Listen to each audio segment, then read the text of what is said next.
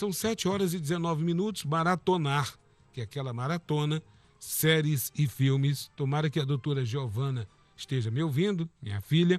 Em frente à TV é a diversão de muitas pessoas, mas o hábito de consumir conteúdos de forma compulsiva pode trazer sérios problemas para a saúde. Uma pesquisa feita pelo Índice de Entretenimento ao Consumidor, SEI, com C, mostra que a maioria dos indivíduos assiste sozinho e os estudos associaram a falta de socialização ao aumento dos riscos de doenças cardíacas e derrames e as taxas de depressão e transtornos do humor. O especialista Dr. Luiz Henrique, que está aqui comigo, fala mais sobre esse assunto. Olha que parece uma coisa tão inofensiva. Bom dia, doutor Luiz Henrique. Bom dia a todos que nos ouvem, nos assistem. E a você, meu querido. Bom, parece inofensivo, né? Eu tenho uma série, eu gosto dessa série e vou maratonar, aproveitar o feriado, por exemplo, ficar sozinho, comendo pipoca, assistindo vários capítulos. Primeiro a gente precisa saber o que é maratonar, né? Isso. O que é maratonar? Hoje, né, o pessoal pensa que maratonar é sair na rua correndo e tal, e não é. Maratonar mudou o conceito. Muito bem. Hoje o termo maratonar, ele está associado ao consumo excessivo de produtos televisivos. Pode ser tanto na TV fechada, particularmente na TV fechada, que é onde você tem controle sobre o conteúdo que vai assistir, nos aparelhos, né? Telefones, smartphones, tablets e similares, computadores e também em canais de streaming que podem ser acessados também pela televisão, pelas Smart TVs, né? A mais famosa aqui no nosso país desses canais de streaming é o Netflix. E o Netflix tem uma pesquisa bem interessante do próprio Netflix, e ele fala que mais de 90% dos usuários maratonam no primeiro ano de consumo da assinatura. Assinou no primeiro ano, ele já faz a primeira maratona dele. Maratonar é o quê? É assistir não apenas a uma grande quantidade de episódios de uma série, ou de uma novela, ou de enfim. É assistir episódios, temporadas. A pessoa, ela não é só assistir uma temporada inteira, isso não é maratonar. Isso. Maratonar é assistir temporadas inteiras. É mesmo, 2, 3, 4 temporadas continuamente, de maneira direta. Meu Deus. Nós não estamos falando aqui de assistir 5, 6 episódios, o Jackson. Entendi. Domingão hoje está tranquilo, eu vou assistir logo 6 episódios aqui, vou maratonar. Isso não é maratonar. Não. Maratonar é essa modalidade, né, de audiência em que a pessoa fica dias. Por que dias, Jackson?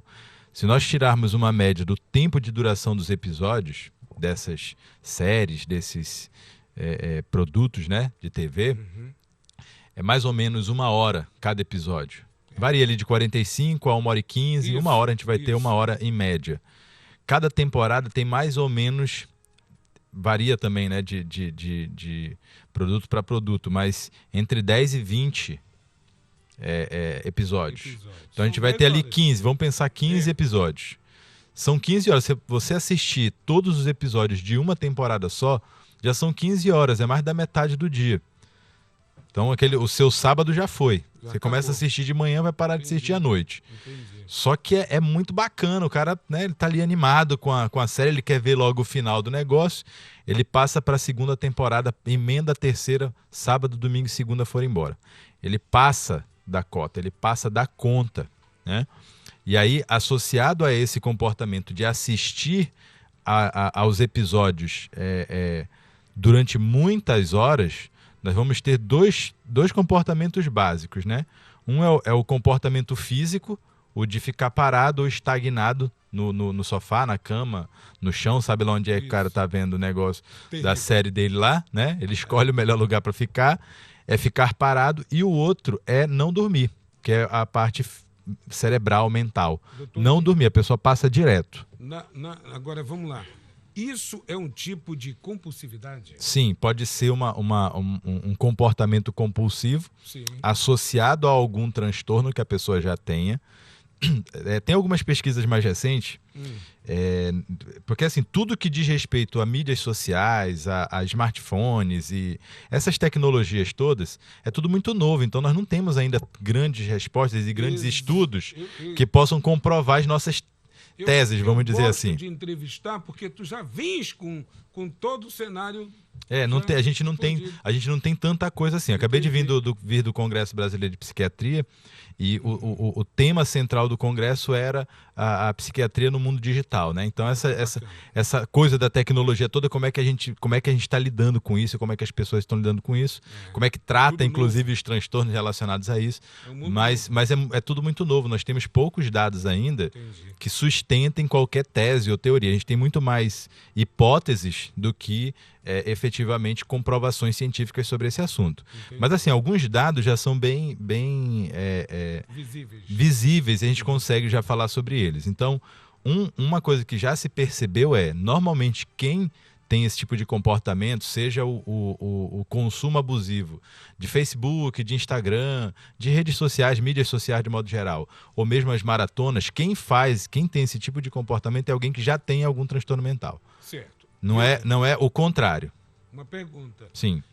Esse dispositivo aqui agora, estamos ao vivo aqui numa live, por exemplo, aí na semana esse aparelho me diz o tempo em que eu fiquei por dia, tem um dispositivo aqui, e aí eu fiquei impressionado com o tempo que eu fiquei por dia e eu fiquei preocupado. Isso. Os aparelhos hoje têm um medidor de consumo do aparelho. Isso. Por dia e por semana. Então, em um dia você usou 8 horas o aparelho. 6 horas 6 horas, minutos, isso. Eu fiquei preocupado. Exato. É outro parâmetro, Jackson, que a gente não tem ainda. Sim. Para estabelecer quanto que é saudável e quanto que não é saudável. Isso é muito variável. Esse tempo de consumo do instrumento, do aparelho, né? Por exemplo, hoje nós temos pessoas que trabalham por meio do aparelho. Que o trabalho dele é esse. Imagina uma ferramenta. Imagina uma secretária que está assessorando alguém e ela precisa estar respondendo mensagem o tempo inteiro, enviando documento, enfim. Isso. Aí quando ela vai ver o tempo de consumo dela do aparelho, tá lá 7 horas, 8 horas, 10 horas, né? Isso faz parte. O próprio Netflix paga pessoas para fazerem maratonas. Imagina isso. Tem gente que é paga para maratonar. Da mesma forma que na indústria da bebida, indústria alimentícia, tem o cara que é pago para provar o produto, degustar, né? E saber se tá bom. Então, assim, tem os testers, né? Aqueles caras que vão experimentar o produto. Mas essas tecnologias a gente ainda não tem muitos parâmetros. Então, os critérios diagnósticos estão sendo desenvolvidos, a avaliação clínica dessas pessoas ainda está sendo feita, né? A gente tem o boom dessas tecnologias tem mais ou menos 10 anos. Então, 10 anos é pouco tempo para a gente avaliar qualquer coisa em termos de impacto mundial, né? Mas a gente já consegue ver os fatos. Isso a gente não pode negar, né? As consequências, exatamente. As pessoas já estão vivendo isso. Então, dificuldades emocionais. Imagina a pessoa que passa a maior parte do tempo assistindo séries ou mesmo dedicada às mídias sociais, ela perde o contato com a vida real, ela se isola do mundo real, ela tem dificuldade, então, de interagir nas relações com os outros, e aí qualquer coisinha se frustra, qualquer coisinha ela sofre demais, ela não desenvolve a habilidade de lidar com dificuldade do dia a dia que todo mundo passa. Uma fechada no trânsito, um ônibus que passa direto, uma situação na faculdade que não aprova, não passa, enfim, uma dificuldade de relacionamento com o namorado, marido e esposa. Essas coisas que são do dia a dia, a pessoa vai tendo dificuldade de administrar emocionalmente. Entendi. Mas porque ela se fechou. Agora, aquele outro ponto que eu falei, normalmente quem tem esse tipo de comportamento já tem um transtorno mental. Não é o contrário. É algo que dispara. A pessoa ela já tem o transtorno mental antes de fazer esse consumo abusivo. Porque assim, ó. É a pergunta que eu o que a gente avalia? O que a gente avalia em termos de transtorno mental, Jackson? Uma coisa é a intensidade. Entendi. Então, a pessoa tem o comportamento compulsivo, ele não é tido por um ato que se repete 2, 3 vezes no dia, uma vez a cada 10 anos. Não é assim, é uma coisa que tem que ser constante na vida dela, tem que ter um impacto negativo, ou seja, tem que fazer a pessoa sofrer, ela tem que ter uma coisa que seja frequente, que traz sofrimento e numa intensidade muito grande. Então, para a gente poder pensar em transtorno, tem que levar em consideração essas 3 variáveis, né? Então, imagina, a pessoa que assiste 10 episódios e aí ela, cara, eu tô cansado, vou dormir, eu deixo para ver amanhã. É o normal, a pessoa vai ver 10 episódios, deitou, dormiu, descansou e passou a vida. Agora, a pessoa que pega os 10 episódios, não, eu tenho que ver o 11º, tenho que ver até o 20º, ela vai, força para não dormir, aí no outro dia não, tem que ver a outra temporada e já vai emendando. Essa pessoa ela já tem um transtorno. Entendi. Ela tem um problema. Ela tem uma dificuldade. Imagina a pessoa que é usuária de droga, que não consegue parar de consumir aquela droga. Ela entrou num ciclo vicioso, se a gente pode dizer assim, do qual ela não consegue muitas vezes retroceder e voltar atrás. Doutor Luiz Henrique, como tratar esse tipo de problema? Temos várias formas de tratar isso. O medicamento ele sempre ajuda, principalmente na questão da regulação do sono, regulação do humor, no controle da ansiedade e de sintomas emocionais que muitas vezes interferem no dia a dia da pessoa. As psicoterapias, né? E aqui é interessante reforçar uma coisa, Jackson. Nem sempre quem tem esse tipo de comportamento perante as redes sociais e os streamings de televisão, as séries, nem sempre a pessoa tem o transtorno dela é o transtorno de compulsão ou mesmo o transtorno de dependência daquilo. Entendi. Nem sempre é isso. É por isso que é importante a avaliação especializada para a gente saber exatamente aquilo que está por trás dessa história, para entender melhor. Isso. Exato, e poder avaliar direitinho. Saber quantos capítulos, quantas temporadas. A pessoa não larga aquilo de jeito nenhum. Exato. Na dependência química, a gente já tem isso também comprovado. Grande parte dos pacientes que têm dependência química, o problema primeiro não é a droga. A droga ela é secundária. Ela é uma coisa que veio depois do problema que a pessoa realmente tem. Seja um transtorno bipolar, um transtorno de ansiedade ou depressão. E a droga acaba sendo um recurso para tentar aliviar aqueles sintomas que a pessoa tem. A mesma coisa nas séries, nas redes sociais, é uma coisa que a pessoa busca. Que eu estava falando agora sobre uma pesquisa que fizeram com relação a consumo de Facebook, Instagram, essas coisas. E perceberam, na verdade, que a maioria das pessoas que fazia uso excessivo da rede tinha depressão e não era o aplicativo que fazia a pessoa ter depressão. Na verdade, aquele ali era o refúgio dela. Como ela tem dificuldade de se relacionar no mundo real, ela busca a rede social para tentar fazer essa relação. Muitas vezes ela expõe coisas ali que ela não falaria tete a tete, na frente do amigo, para o pai e para a mãe, mas ela fala lá. Então, hoje tem ferramentas sendo desenvolvidas para identificar esse tipo de comportamento e lançar alertas para a própria pessoa e para a família. O fulano está fazendo consumo excessivo, leva uma avaliação, ele deve estar precisando de ajuda. Né? Então, o próprio Netflix hoje já faz cortes da assinatura em quem maratona muito tempo. Eles bloqueiam automaticamente.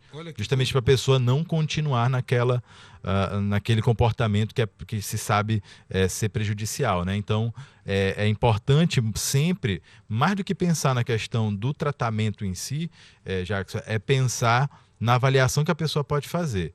Às vezes os pais acham que isso é até bom para o filho, porque em vez de estar na rua, em vez de estar em confusão, né? Em vez de estar em outro, está em casa, não tem problema. Isso. Não é bem assim. É bom ter cuidado nesse ponto. E se perceber que a coisa está repercutindo negativamente na vida do indivíduo, faltando trabalho, faltando faculdade, rendimento escolar caindo, rendimento acadêmico baixo, enfim, a pessoa está tendo prejuízos na vida dela, é importante procurar ajuda profissional. Muito bom. Doutor Luiz Henrique, psiquiatra, está conosco aqui. Olha, maratonar séries e filmes. Fique atento. Prejudicial. Prejudicial. Antes de dormir, assistir um capítulo, tá tudo bacana. 2, beleza. Tá tudo bacana? Eu tô saudade. Escapou, Jackson. Escapou, Contatos com o doutor Luiz Henrique. 988-524010 e também nas redes sociais, Dr. Luiz Henrique Psiquiatra. Muito obrigado, bom dia. Eu que agradeço, bom dia, um abraço a todos nós. São 7h34. A gente segue aqui com o Diário da Manhã, mas é sempre oportuno, né, o especialista falar sobre esse assunto, que quando a gente fala, a pessoa diz, não, tá tudo bem, é a nova era, estamos vivendo essa era, Antes a gente corria para as locadoras. Olha só como eu sou um pouco idoso. Na sexta-feira, alugava o VHS, um filme, para entregar rebobinado na segunda. Na promoção. Alugava 5, ganhava 6. Alugava 5 e ganhava 6. Você pode até dizer, não, eu alugava 10. Estamos falando de uma outra coisa, que cada um tem acesso e sozinho, ali, na palma da sua mão, seu smartphone, etc. Isso é verdade. É uma nova era.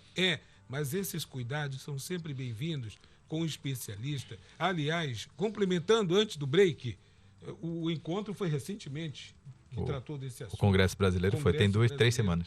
Foi em São Paulo. No Rio de Janeiro. Rio de Janeiro. Olha só como é uma discussão mundial. É mundial. É mundial. Porque nós estamos vivendo um mundo completamente globalizado. Curumim já nasce com um smartphone na mão.